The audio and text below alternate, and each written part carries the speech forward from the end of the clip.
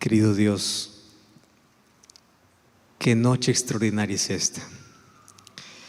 Tus hijos están aquí reunidos para poder rendirte adoración, para poder cantar, para poder tener un encuentro contigo. La decisión que hoy hemos tomado de estar aquí es una decisión que tiene que ver con salvación y con vida eterna.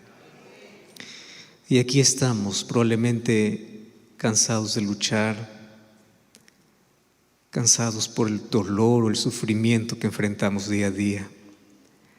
Mas hoy estamos aquí para encontrar refrigerio en ti. Estamos aquí para encontrar sanidad para nuestra vida.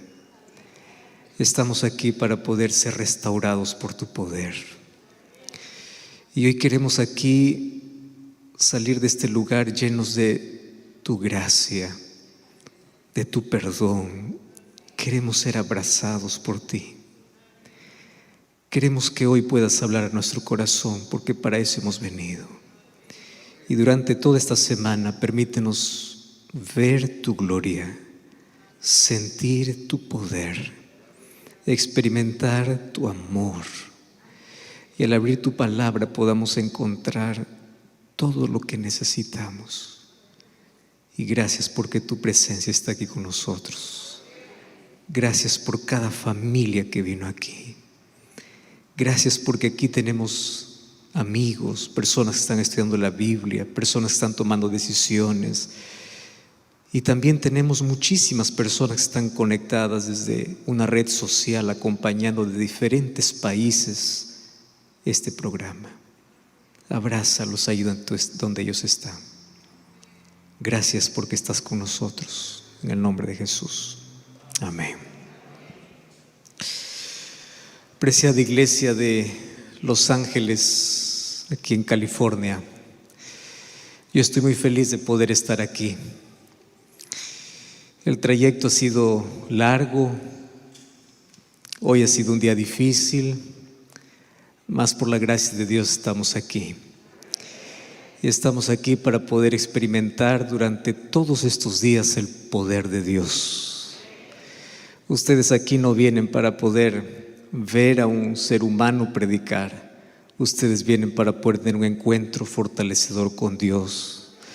Y durante esta semana hemos orado tanto para que Dios pueda manifestar su poder. Y yo quiero saludar a las personas que están acompañándonos de diferentes partes del mundo. Allí donde tú estás, probablemente estás en tu cuarto, estás en tu casa, estás en un hospital, estás no sé con quién, en qué circunstancias. Eres bienvenido. Bienvenido a formar parte de una iglesia cálida, de una iglesia linda, donde vamos a vivir una experiencia linda durante toda esta semana. Un gran abrazo para todos. Las personas que hoy están en búsqueda de algo para su vida, siempre están buscando respuestas para sus problemas y un camino que les cambie la dirección de su vida. Y saben que los libros que tienen mayor venta en el mundo son los libros que dicen: te voy a dar los 3 secretos para ser feliz. Te voy a dar secretos para que seas rico. La vida está llena de secretos. Si ustedes han escuchado y han visto por ahí una cantidad de literatura, cantidad de libros. Si tú tomas esta decisión vas a ser feliz.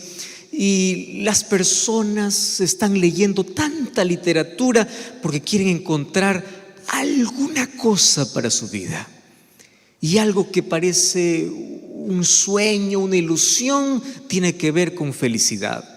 Fíjense, las personas buscamos de todos lados ser feliz. A veces tenemos que sacrificar cosas por un poco de felicidad. Las personas se juntan en matrimonio porque quieren ser felices. O sea, la felicidad es el sueño de todos.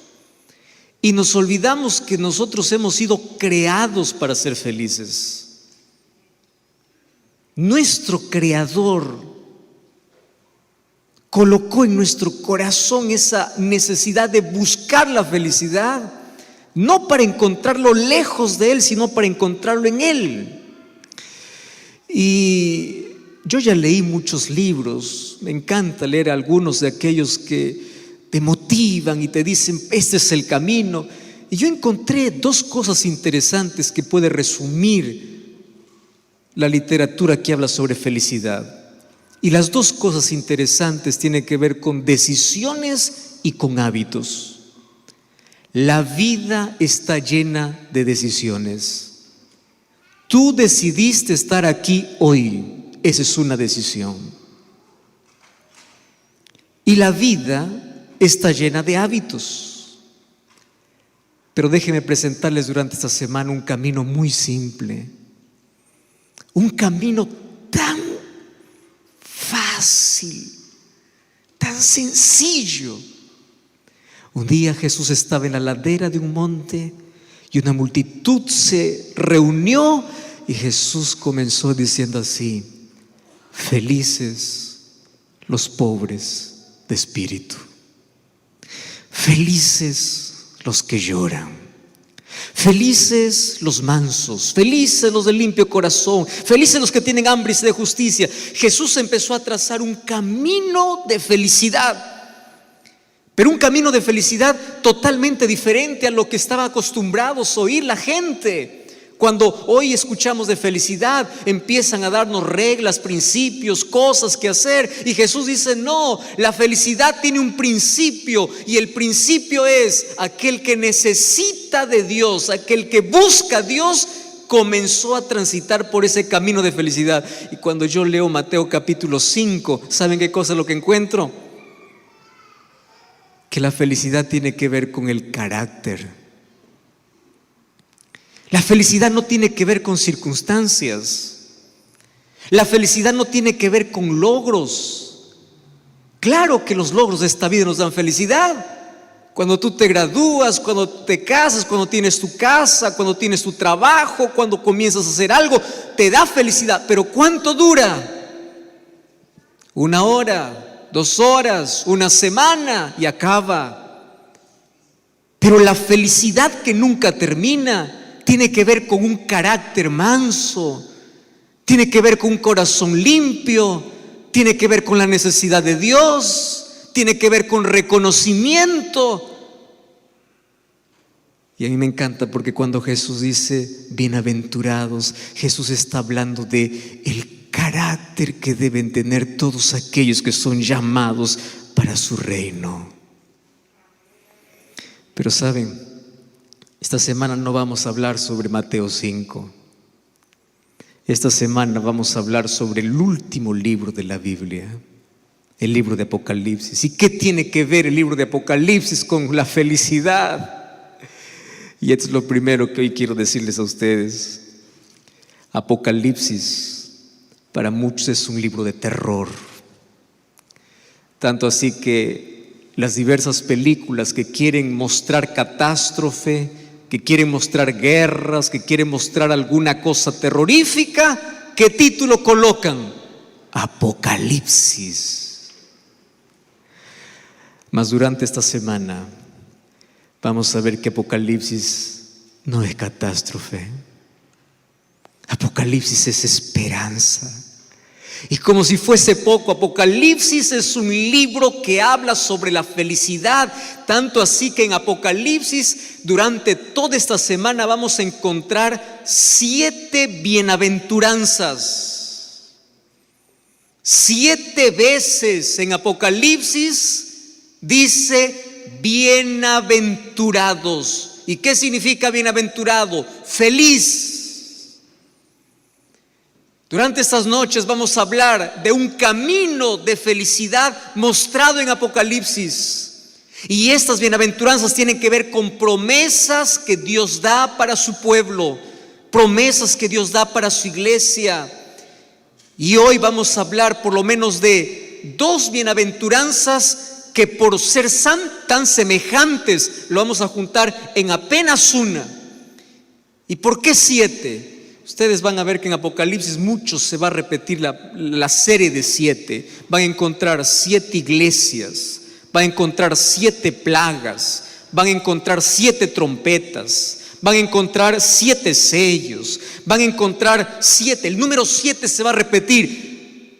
Porque 7 aquí representa la plenitud y la perfección de Dios. Pero más me encanta porque en Apocalipsis también encuentro 7 promesas en 7 bienaventuranzas. Y cuando hablo de Apocalipsis, yo no puedo dejar de hablar que Apocalipsis es un océano. Y ustedes saben que en el océano todos los ríos desembocan, llegan al océano. Apocalipsis es el océano donde todos los libros del Antiguo y del Nuevo Testamento, ¿saben a dónde desemboca? En Apocalipsis. Tanto así que tenemos más de 400 textos bíblicos del Antiguo Testamento allí en el libro de Apocalipsis. Por eso es que este es un libro que muchos tienen miedo de abrir. Y les voy a decir por qué. Porque cuando tú comienzas a leer Apocalipsis, tú tienes 2 opciones: o quedarte en la orilla o sumergirte. Y hay muchos que miran desde la orilla y dicen: no, yo no puedo meter, yo no puedo entender, yo no puedo entrar, y solamente se quedan en la orilla. Muchos desprecian el libro de Apocalipsis. Mas hoy tenemos el privilegio de poder sumergirnos, entrar, porque cuando entramos al libro de Apocalipsis y al encontrar el tesoro de este océano, vamos a encontrar que el personaje principal es Jesús. Y Apocalipsis capítulo 1, versículo 1 comienza diciendo así: la revelación de Jesucristo. No dice la revelación de catástrofes, no dice la revelación del mal, no dice la revelación de las bestias. Claro que habla de bestias, claro que habla de catástrofes, claro que habla de plagas, claro que habla de juicios, pero la revelación en Apocalipsis es de Jesús. Jesús es quien va a ser revelado. Es la revelación de Jesucristo.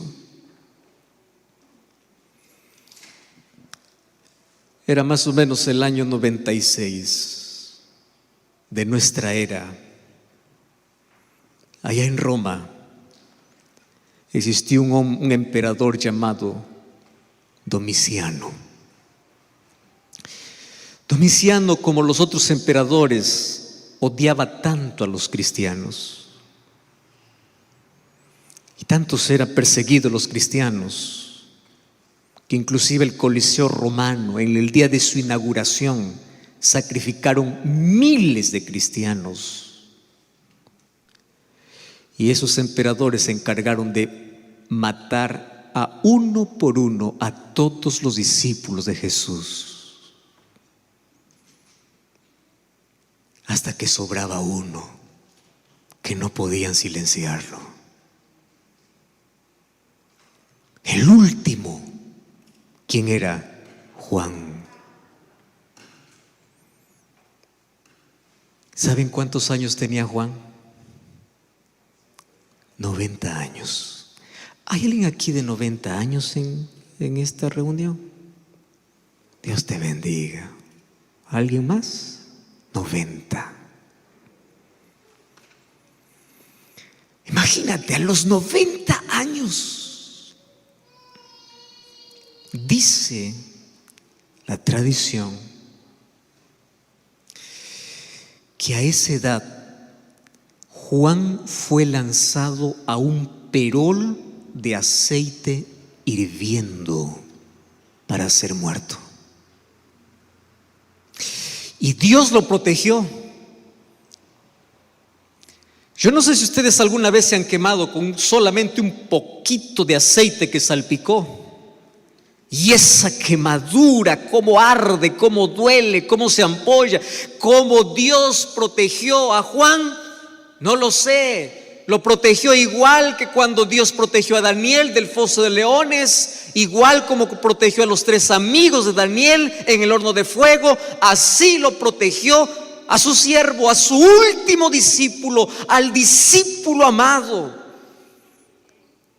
Entonces, como no pudo morir en un perol de aceite, la estrategia es: vamos a dejar que muera en la soledad. Yo les quiero decir que la muerte más dolorosa, más triste que un ser humano puede experimentar es en soledad.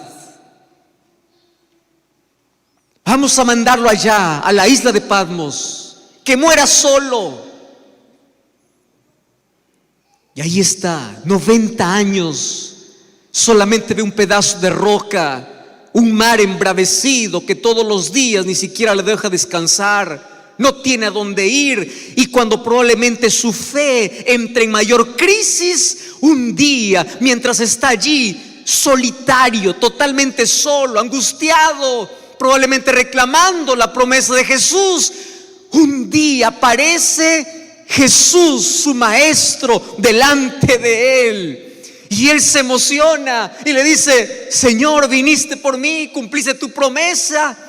Y le dice: no, Juan, yo vine aquí para revelarte las cosas que han de suceder muy pronto. Por eso el versículo 2 dice: Él da testimonio de la palabra de Dios, del testimonio de Jesucristo, las cosas que has visto. Y el versículo 1 dice que Él revela a sus siervos las cosas que deben suceder pronto, y lo declaró enviándola por medio de su ángel a su siervo Juan. Yo quiero que sepas una cosa: en tu mayor isla solitaria, cuando tu crisis sea la peor, siempre va a aparecer Jesús para revelarte alguna cosa en tu vida. En tu mayor soledad, cuando todo está quebrado, cuando perdiste la salud, cuando pierdes el empleo, cuando todos te dan la espalda, cuando te traicionan, cuando sientes que tu mundo está de cabeza, cuando sientes que ya no hay fuerzas, cuando tu crisis te lleva a dudar, probablemente aparece Jesús. Y ahí aparece para poder revelar. Saben que en el libro de Apocalipsis encontramos que Jesús es mostrado con más de 30 títulos. Jesús es presentado como el sacrificio, como el sacerdote, como el rey, como cordero, como novio, como luz, como pastor. Pero me encanta porque en Apocalipsis también Jesús aparece como un guerrero, como alguien que pelea por su pueblo, como alguien que lucha, como alguien que allí está frente a frente con el enemigo y lo vence. En el libro de Apocalipsis encuentro un conflicto entre dos poderes, entre dos pueblos, entre dos tipos de adoración. Y cuando parece que el mal está ganando, aparece Cristo para colocar punto final a la historia del dolor. Y ese es el tema principal de Apocalipsis. Jesús revelado en toda su gloria. Jesús conduciendo la historia. Y Jesús viniendo para decir: acabó. La guerra terminó. Y todos aquellos que decidieron formar parte de su pueblo tienen la victoria garantizada. Antes de leer la promesa de hoy, acompáñeme a leer el versículo 4. Dice así: Juan, a las 7 iglesias que están en Asia. Y hay 2 palabras juntas allí, ¿verdad? Gracia y paz, del que es, del que era y de que ha de venir, y de los 7 espíritus que están delante del trono. Aquí está haciendo referencia del Dios el Padre, de Jesucristo. Y cuando habla de los 7 espíritus, está hablando de la plenitud del Espíritu Santo, o sea, de los 3. ¿Qué cosa entregan los 3? Gracia y paz. Y aquí está mi segundo mensaje para hoy. Nadie puede tener paz si primero no recibe la gracia de Dios. ¿Ustedes ya vieron el orden aquí? Primero, ¿qué cosa viene?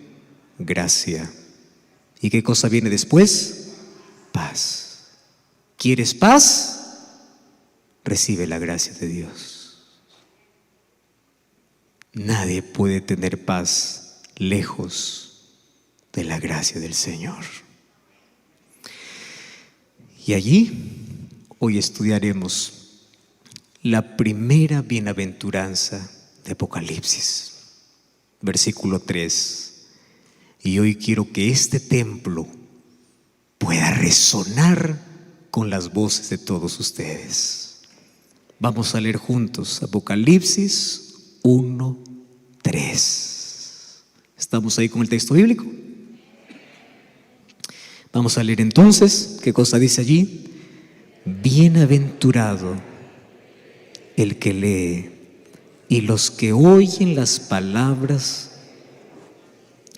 y guardan las cosas que en ellas están escritas, porque el tiempo está cerca. Pero no es suficiente, porque durante esta semana vamos a leer 7 veces bienaventurados. Y yo quiero que para que esta noche vayas a casa masticando, saboreando, otra vez pueda repetir una vez más. ¿Qué cosa dice? Bienaventurado el que lee. ¿Qué más? Los que oyen. ¿Qué más? Los que guardan. Porque el tiempo está cerca. ¿Ustedes sabían que Apocalipsis 1:3 se va a repetir de manera parecida en Apocalipsis 22? Vamos a Apocalipsis 22. Apocalipsis 22, versículo 7. Cómo me encanta cuando escucho el sonido de las hojas de la Biblia. Ustedes saben que es el sonido que el diablo tiembla. Es el que ustedes están haciendo ahora. Apocalipsis 22:7. ¿Qué cosa dice ahí? Bienaventurado el que guarda las palabras de la profecía de este libro. Muy bien. Vamos a juntar entonces 2 bienaventuranzas. Bienaventurado el que lee, el que oye, el que guarda. Y otra vez, bienaventurado aquel que guarda las palabras de las profecías de este libro. ¿Por qué comienza con feliz es el que lee? Y yo quiero que ustedes puedan prestarme toda su atención aquí, lo que voy a decir. Feliz el que lee y el que oye y el que guarda. ¿Por qué? Porque tú eres aquello que escuchas, aquello que ves, aquello que lees. Lo que haces tiene que ver con tus sentidos. Dios quiere impresionar nuestra mente hablando a nuestro oído. Satanás también. Dios quiere llamar nuestra atención usando nuestra visión. Satanás también. ¿Cómo cayó Eva en el jardín del Edén? Sentidos. Eva vio. Eva escuchó. Eva tomó. Eva comió. ¿Qué cosa estoy hablando? sentidos.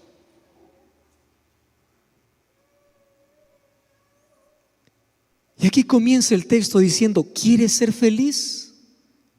Lee, oye, usa tus sentidos para colocar tu vida en sintonía con Dios.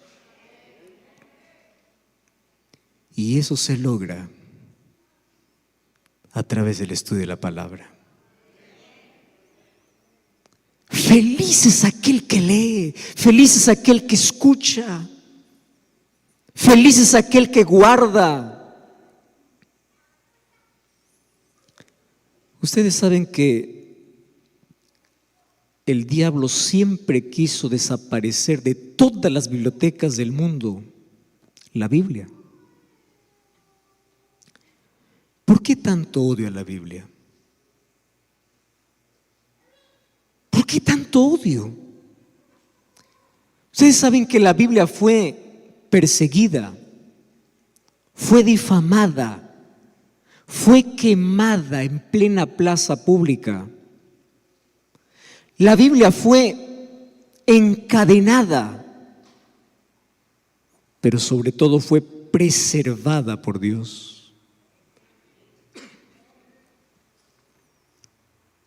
Hace mucho tiempo la Biblia fue prohibida.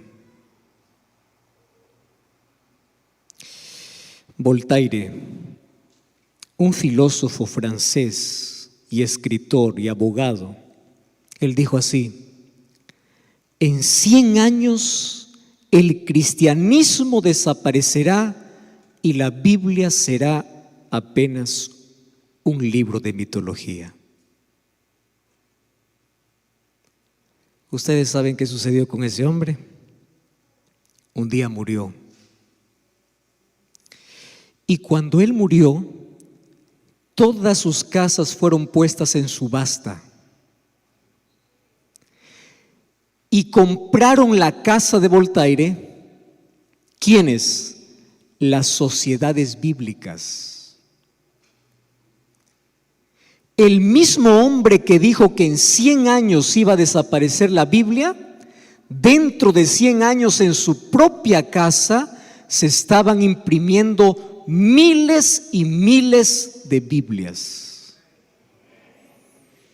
Porque el diablo puede querer desaparecer la Biblia, Satanás querrá quitar la Biblia, pero jamás podrá conseguirlo.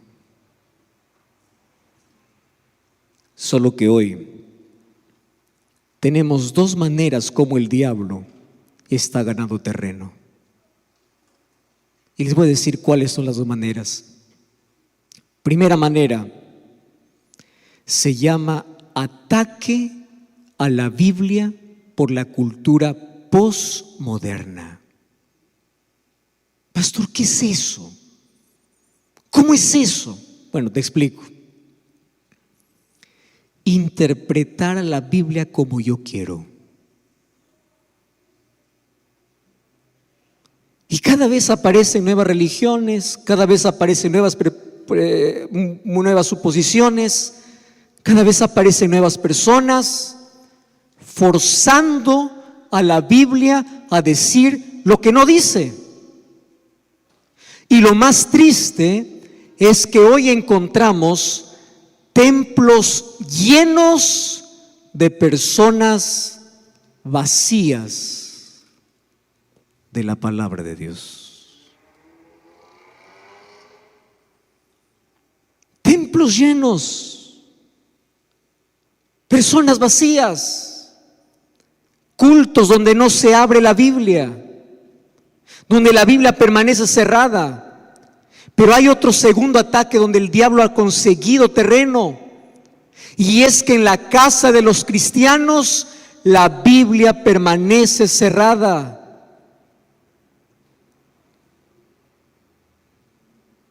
Tú sabes que el diablo, cuando intentó quemar la Biblia, pensó quitarla de todas las casas de la gente, pero después cambió de estrategia y dijo: no, yo voy a permitir que la Biblia pueda estar en todas las casas de la gente, pero le voy a llenar de tanto trabajo que no tengan tiempo para leerla.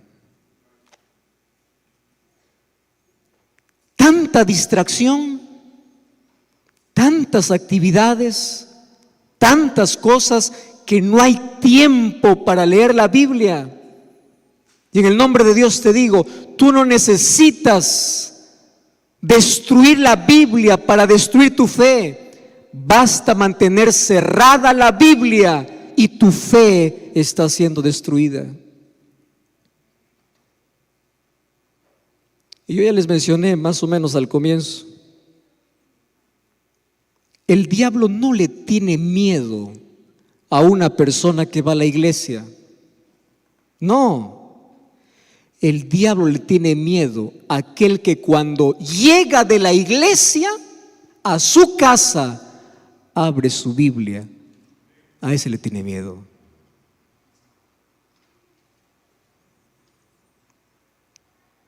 Y yo te voy a enseñar esta noche 2 sonidos que le asustan al diablo.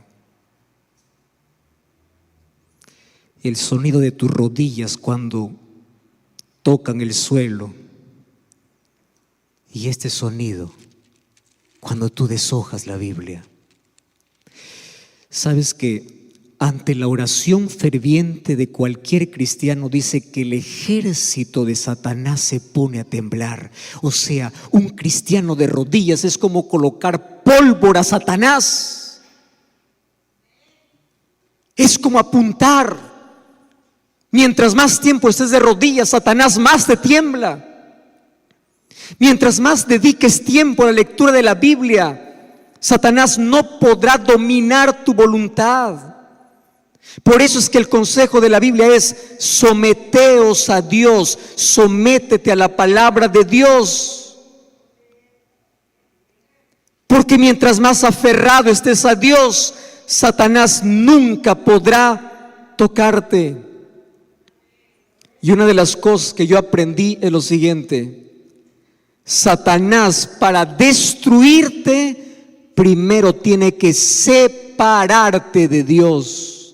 Porque mientras estés en la presencia de Dios, Él nunca podrá destruirte. ¿Y sabes cuál es la manera más elegante de separarte de Dios?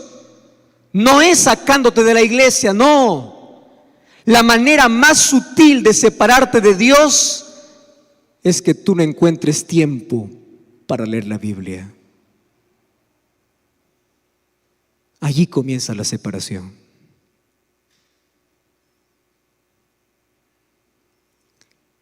Nadie se separa de Dios de un día para otro, de la noche a la mañana. La separación de Dios comienza el momento que tú dejas de confiar en Dios para confiar en ti mismo. Feliz el que lee. Feliz el que escucha. Pero feliz el que guarda.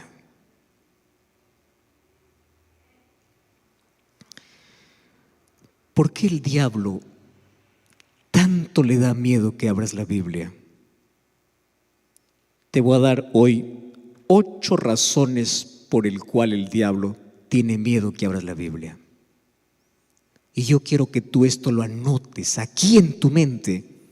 Y cada vez que tú te despiertes y digas: hoy no tengo ganas de leer la Biblia, hoy desperté desmotivado, hoy no tengo tiempo, acuérdate por lo menos una razón, una, y será suficiente. Número 1, la Biblia te saca de la oscuridad y te lleva a la luz. La Biblia te orienta. Salmo 119, 105 dice: lámpara es a mis pies tu palabra. La Biblia te evita heridas en la vida. Cuando tú vas a Lucas 11, 28 dice: felices los que leen y los que guardan, dice Jesús, su palabra. La Biblia te da consuelo y esperanza. Romanos 15, 4 dice: que lo que se escribió en las Escrituras es para llenar nuestro corazón de esperanza, de consuelo que tanto necesitamos en nuestro tiempo. La Biblia nos santifica, dice Juan 17:17. La Biblia nos enseña a vencer el pecado, dice Salmo 119:11. La Biblia nos ayuda a resistir las tentaciones, dice Mateo capítulo 4. La Biblia aumenta la fe, dice Romanos 17. Pero hay algo más. ¿Tú te acuerdas de la parábola del buen sembrador? Que el buen sembrador un día salió y colocó su semilla, una parte en el camino, otra parte entre piedras, otra parte entre espinos y otra parte en tierra buena. La parábola que Jesús contó. Pero el libro de Lucas dice, mira el énfasis, la semilla, ¿qué cosa es? La palabra de Dios. Ahora, préstame atención aquí. ¿Por qué la palabra de Dios es considerada una semilla? Porque la semilla tiene vida. Yo no sé cuántos de ustedes vienen del campo, son agricultores, han sido agricultores o conocen el trabajo de la agricultura. Yo vengo no de la ciudad, yo crecí en el campo, allí en medio de gallinas, de pavos, sembrando arroz. Yo con mi padre cuando era niño cultivaba arroz. Yo aprendí a sacar el arroz, a cultivar, a abonar, a deshiervar, a sembrar, a cosechar, todo ese proceso. Y una de las cosas interesantes es cuando mi papá separaba más o menos unas 2 sacos allí de arroz para poder sembrar, lo remojaba allí, después lo cubría, y como esos granitos así pequeños de arroz comenzaban a reventar, y allí ¿qué cosa salía? Salió una pequeña hojita verde, y ese es el momento para poder regar allí en una poza que ya está preparada, y se lanzaba la semilla, y como ese granito tenía vida y comenzaba a crecer. La palabra tiene vida. Por eso es que cada vez que tú permites que la palabra de Dios entre en tu corazón, está implantando en ti esperanza, consuelo, vida. Tú quieres tener vida, plenitud de vida. Dedica tiempo para abrir la palabra. Lee, escucha, guarda. El diablo no quiere quitarte la vida que Dios colocó para ti. Quiere arrancar de tu vida. La palabra de Dios tiene vida. En la Biblia vas a encontrar 3,573 promesas de Dios. Una promesa para cada circunstancia. Y yo quiero compartir con ustedes un texto que a mí me llamó poderosamente la atención, y aquellos que siguen siempre los programas que yo hago, repito siempre y siempre y siempre este texto. Dice así, Felicidad Abundante, página 44. Nada mejor para fortalecer la inteligencia que el estudio de la palabra de Dios, porque ningún otro libro es tan potente para elevar los pensamientos, para dar vigor a las facultades, como las ennoblecedoras verdades de la Biblia. Si se estudiara la palabra de Dios como se debe, los hombres tendrían grandeza de espíritu, nobleza de carácter y una firmeza de propósito que no se ve en este tiempo. Un día, Dios le dijo a Josué: esfuérzate y sé valiente. Y hay muchas personas que dicen: pastor, yo me esfuerzo y caigo, porque probablemente tu esfuerzo esté donde no debes esforzarte. ¿Cuál es el esfuerzo que Dios le pidió a Josué? Cuando tú vas a Josué capítulo 1 versículo 8, dice así: esfuérzate de poner en práctica las palabras de este libro. Esfuérzate en leer este libro. Tu esfuerzo tiene que ser para que cada mañana, cada día, encuentres ese espacio para poder escuchar a Dios hablándote. Y Salmos capítulo 1 versículo 3 dice: bienaventurado es el hombre que no anduvo en consejo de malos, ni estuvo en camino de pecadores, ni en silla de escarnecedores sentado, sino que en la ley de Jehová medita de día y de noche. Será como árbol plantado junto a corrientes de agua, que da su fruto a su tiempo, su hoja no cae, y todo lo que hace prosperará. ¿Quieres prosperidad? ¿Quieres que tus hojas no caigan? ¿Quieres dar fruto? ¿Quieres que tus raíces sean profundas? ¿Quieres mantenerte en pie en las crisis? ¿Quieres en los problemas, cuando la vida te sacuda, permanecer en pie? Entonces medita, escucha, guarda. ¿Y qué cosa es meditar? Meditar no es leer, es saborear, es masticar, es cantar, es memorizar.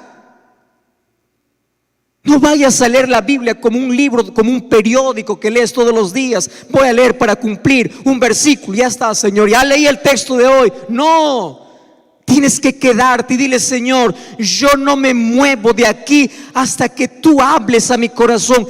¿Qué tienes para mí hoy? Y Dios te va a hablar en la medida que tus oídos espirituales cada día se acostumbren a sintonizar la voz de Dios.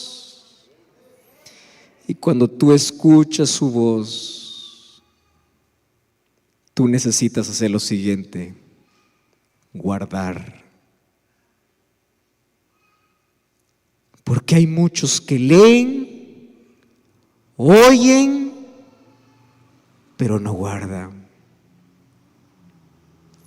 ¿Quién es feliz? Bienaventurado el que lee, los que oyen y los que guardan.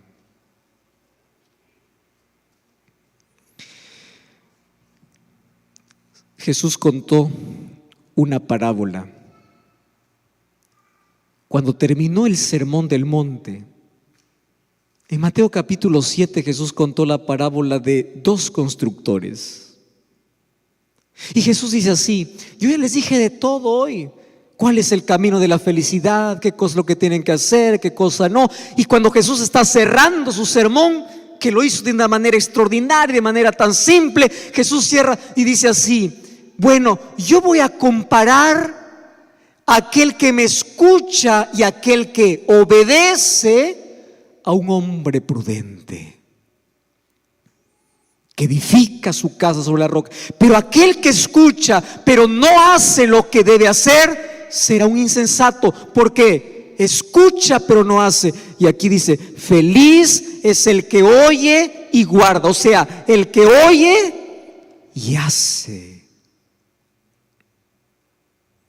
¿Cuánto de la palabra de Dios está en tu vida?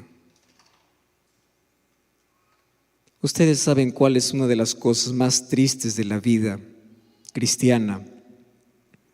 Es la incoherencia que existe entre lo que sabemos y lo que hacemos.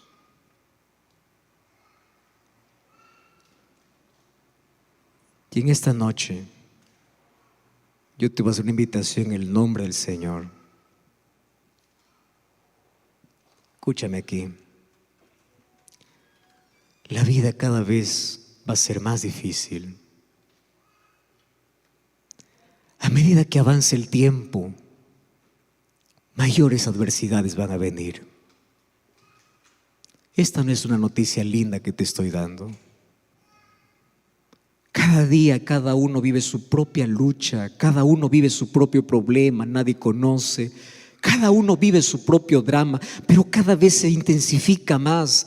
Cada vez vamos a ser más sacudidos, cada vez vamos a ser más, las adversidades van a llegar a nuestra vida. La pregunta es: ¿cómo yo podré ser feliz si conozco a Jesús? ¿Cómo yo podré ser feliz siendo cristiano en medio de tanta dificultad? ¿Es posible? Sí, cuando la palabra de Dios está sembrada en mi vida. Y una de las cosas que aprendí en la vida es que cuando tú sacas a la palabra de Dios de tu vida, las dudas comienzan a crecer. Tú quieres una respuesta para cada problema. ¿Sabes por qué quieres una respuesta para cada problema? Porque no encuentras una promesa para cada problema. Quieres una respuesta para todo lo que te sucede en la vida. ¿Sabes por qué quieres una respuesta? Porque en tu corazón no está la palabra de Dios. Y la duda comienza a crecer. Mis queridos, una de las cosas tristes que estamos viviendo hoy es que hay muchos cristianos que están intentando servir a un Dios que no conocen. ¿Puedes amar a un Dios que no conoces? Y la única manera de poder conocer la gloria, la majestad, el carácter de Dios es a través de su palabra.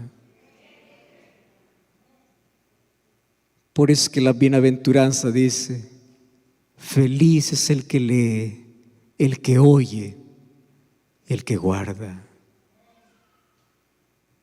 Y esta noche, en el nombre del Señor, tienes que tomar una decisión. Decide ser feliz.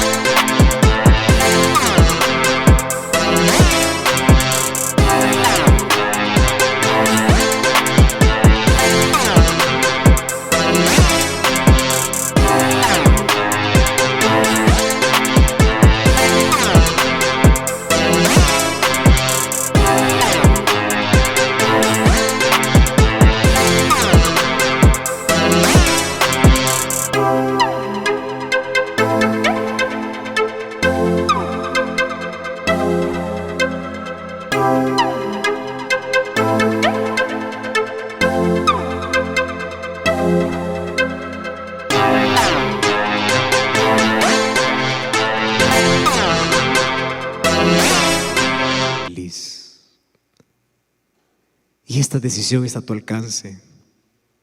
Y esta decisión se toma todos los días. Y se toma el momento cuando despiertas. Y lo primero que haces antes de ir a tus actividades es ir primero a la presencia de Dios. Y ahí dile: Señor, yo no salgo de aquí mientras yo no te escuche hablar a ti.